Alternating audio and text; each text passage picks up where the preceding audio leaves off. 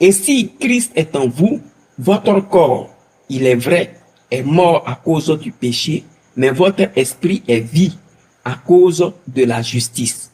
Et si l'esprit de celui qui a ressuscité Jésus habite en vous, celui qui a ressuscité Christ rendra aussi la vie à votre corps mortel par son esprit qui habite en vous.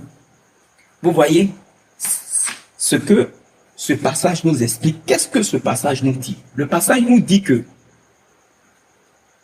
puisque le Saint-Esprit, c'est cet esprit-là qui était en Jésus-Christ. Et cet esprit-là est vie. C'est pourquoi, quand ils ont tué Jésus-Christ, il était crucifié. L'esprit-là, qui transmet, qui est lui-même immortel, là, qu'est-ce qu'il a fait? Il a ressuscité le corps de Jésus-Christ. Parce qu'il était en Jésus-Christ. Donc, il a ressuscité le corps de Jésus-Christ. Il a fait de Jésus, étant en Jésus-Christ, ça a rendu ce Jésus-là, il avait l'immortalité. Ce qui fait que quand tu le tues, il ressuscite. Quand tu le tues, il ressuscite. C'est l'esprit en lui là qui le ressuscite. Parce que c'est un esprit comme ça. Lui là, il est la vie. Pourquoi on dit qu'il est la vie éternelle?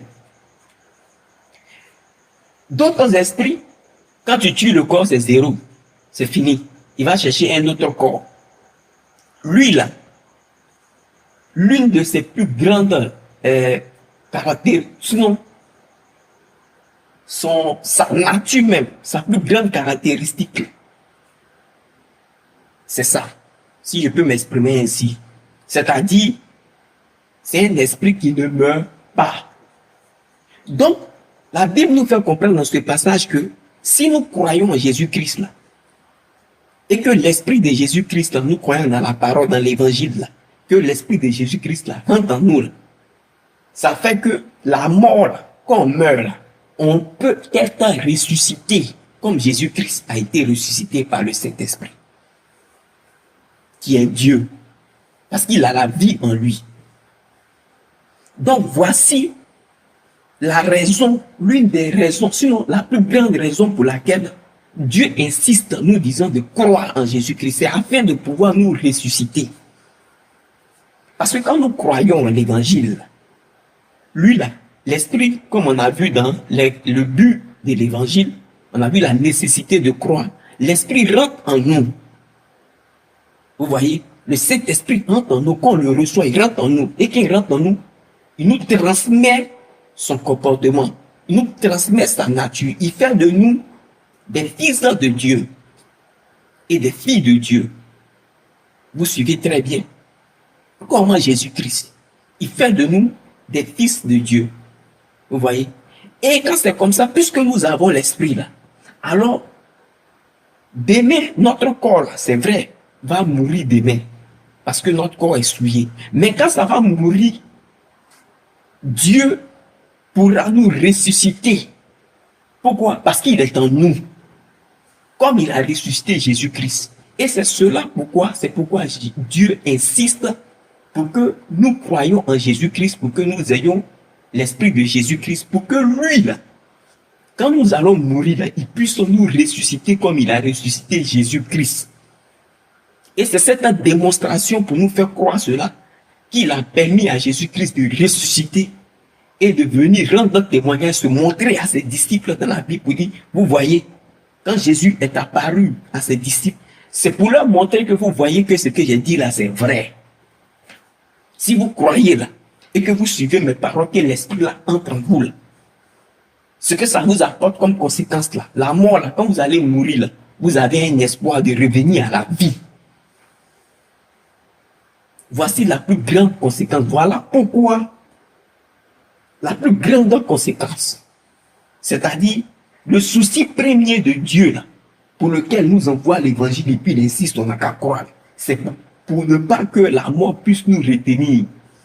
Parce que celui qui n'a pas cru de son vivant, qui n'a pas reçu la vie en lui, c'est-à-dire l'esprit en lui, là, il est mort, il est mort. C'est fini. Il n'y a plus d'espoir pour lui. Mais celui qui accepte et que l'esprit loge en lui, là, de son vivant, l'esprit l'a fait un corps avec lui. C'est fini, il transmet l'immortalité. Donc s'il meurt demain, il a la capacité d'être ressuscité. Dans les évangiles, on connaît l'histoire de Lazare dans la Bible. Oui, c'est Lazare, je crois, l'ami du Seigneur Jésus-Christ, celui-là même qui était mort et Jésus-Christ l'a ressuscité. Vous voyez? Mais Lazare croyait en Jésus-Christ. Celui qui croit en Jésus-Christ, là, l'enfant de Dieu, il ne meurt pas. En réalité, il dort. C'est pourquoi Jésus a dit de Lazare que Lazare dort. Mais en réalité, Lazare était mort. Mais il dit, Lazare dort. Pourquoi? Parce que celui qui croit en Jésus-Christ, celui-là, il a la vie en lui. Nous pouvons lire un passage ici. Nous allons lire un passage ici. Dans Jean 11, je prends Jean 11, du verset 25 au verset, je prends Jean 11. Jean 11, du verset 25 au verset 26, je crois. Jean 11, voilà. Jean 11, verset 25 au verset 26. J'y suis. Et je fais la lecture. Il est écrit. Jésus lui dit, c'est moi qui suis la résurrection et la vie. Celui qui croit en moi vivra, même s'il meurt. Et toute personne qui vit et croit en moi ne mourra jamais. Crois-tu cela? C'est Jésus-Christ qui parle. Voilà qu'il est clair. C'est Jésus qui est en train de parler à la sœur de Lazare, l'homme qui était mort et que Jésus-Christ a ressuscité. Jésus en train de parler ça à sa sœur. Celui qui croit en moi, là, il ne mourra jamais. Vous suivez très bien. Parce qu'il a la capacité, quand on dit tu es mort, en réalité, un véritable mort, c'est celui-là qu'on ne peut pas réveiller. Il n'a pas cru, il n'y a pas de vie en lui, alors c'est fini. Ce que je suis en train de dire là, la nature nous l'explique. Et je vous donne un exemple. Lorsqu'on coupe un arbre comme ça, vous suivez très bien, lorsqu'on abat un arbre, on ne voit plus l'arbre, l'arbre tombe, l'arbre sèche. Mais parce que la souche de l'arbre, a toujours la vie, l'arbre se renouvelle, c'est-à-dire l'arbre, ça c'est la nature qui nous donne les preuves de ce qu'on appelle la résurrection. Vous voyez, on coupe l'arbre, l'arbre tombe, il sèche. Mais parce qu'il y a encore la vie, alors l'arbre peut se relever, il va repousser, il va regrandir, il va grandir de nouveau. Pourquoi? Parce qu'il y a encore la vie. Mais l'arbre qu'on a tué dès les racines, lui-même, même s'il est toujours au sol comme ça, il meurt, tout pourri. Et celui-là, on ne peut rien pour lui. Mais celui qui croit en Jésus-Christ, il est comme l'arbre qu'on coupe, mais la racine est toujours là, il y a toujours la vie dedans. Il a la capacité de se relever parce qu'il y a la vie en lui. Donc, croire en Jésus-Christ, ça te donne le Saint-Esprit, comme on a dit. Et le Saint-Esprit, il est la vie. Donc, il te transmet cette vie-là qui est là. Donc, où tu es là, si tu tombes, tu as la capacité de te relever. Voici une preuve que la nature nous donne de ce qu'on appelle la résurrection. Mais si tu ne crois pas en Jésus-Christ, tu es un arbre qui est debout, mais tu es mort. Toi, tu es réellement mort même. Et puis, quand tu as tombé là, tu es mort vraiment. Il n'y a pas encore pour se relever, c'est pas possible. Donc, voici ce que la réception du Saint-Esprit là nous apporte en premier, la résurrection. Et ce pourquoi Dieu insiste pour nous dire croyez. Croyez pour que je vous sauve de la mort.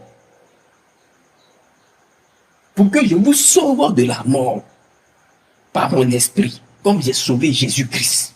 Voilà son but.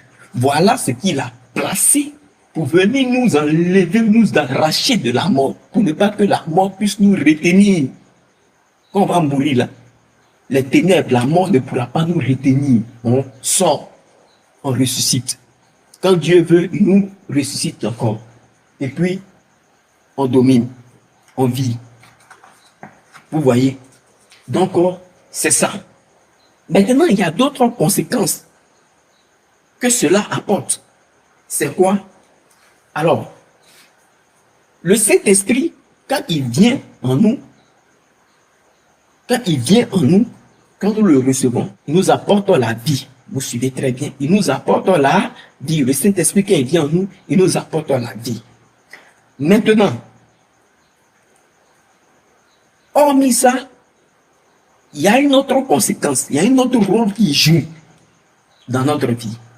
Et nous allons lire ça je vous donne le passage. Nous allons lire ça nous allons lire Jean 16, versets 13 à 14. Jean chapitre 16, versets 13 à 14. Je fais la lecture. Jean chapitre 16, versets 13 à 14. Jean chapitre 16, versets 13 à 14. Je fais la lecture. Écoutez. Quand le consolateur sera venu, l'esprit de vérité, il vous conduira dans toute la vérité, car il ne parlera pas de lui-même, mais il dira tout ce qu'il aura entendu et vous annoncera les choses à venir. Il révélera ma gloire parce qu'il prendra de ce qui est à moi et vous l'annoncera. Vous suivez? Donc, quand c'est le Seigneur Jésus-Christ qui parle ici, il nous dit d'autres choses que le Saint-Esprit, quand il vient pour nous faire, pour nous apporter. Sinon, d'autres choses que quand il vient, le Saint-Esprit, il vient pour faire. C'est qu'il vient pour nous apporter. Donc, hormis la vie qu'il nous apporte là, la vie éternelle là, en entrant en nous là, il vient pour nous guider dans la vérité. Il vient pour nous conduire dans la vérité. Pour nous faire comprendre les choses cachées. Et nous faire voir ce qui va venir. Je vous prends un exemple simple. Vous savez, lorsque le Saint-Esprit, quelqu'un a l'Esprit de Dieu, il y a le Saint-Esprit. Pour lui révéler les choses à venir, comme le Seigneur Jésus-Christ le dit, il vous annoncera les choses à venir. Des gens peuvent manigancer contre toi. Ils sont en train de manigancer contre toi. Il y a quelque chose qui doit t'arriver. Mais parce que tu es enfant de Dieu quand tu dors, Dieu te montre ça, que voilà telle chose qui va venir. Donc sois prudent. Et puis tu te lèves pour prier contre ça. Ou bien voilà telle chose qui va arriver à tel truc. Voilà telle chose qui va arriver à tel truc. Ou bien tu as des visions, tu vois ce qui va venir. Et tu te méfies. Tu suis. Vous suivez très bien. Donc c'est ça. Il vient pour vous annoncer des choses à venir. Et il vient pour vous guider dans toute la vérité. Comment il nous guide dans toute la vérité? Écoutez très bien. Son rôle pour nous guider aussi dans toute la vérité. Pourquoi? Parce que les temps sont mauvais. Nous sommes dans un monde où il y a beaucoup de faux. Il y a des gens qui viennent là. Ils disent, oh, moi c'est Dieu qui m'a envoyé. Moi c'est Dieu qui m'a envoyé. Moi c'est Dieu qui m'a envoyé. Donc le Saint-Esprit, sa mission, c'est de nous conduire dans toute la vérité. Ceux qui disent, voilà, Dieu a dit, Dieu a dit, Dieu a dit. Le Saint-Esprit, lui, quand il vient, il va te révéler la parole pour te dire que ça, ce qu'ils sont en train de faire, c'est faux. Ce n'est pas vrai. Regarde dans la Bible. Ce que la Bible est en train de dire ici, là. Regarde. Ça veut dire ça, ça veut dire ça. Il vient pour t'enseigner, pour te conduire. Il vient pour te garder. C'est son rôle. Pour ne pas que, dans le monde où tu es ici, là, on puisse te détourner de la voie.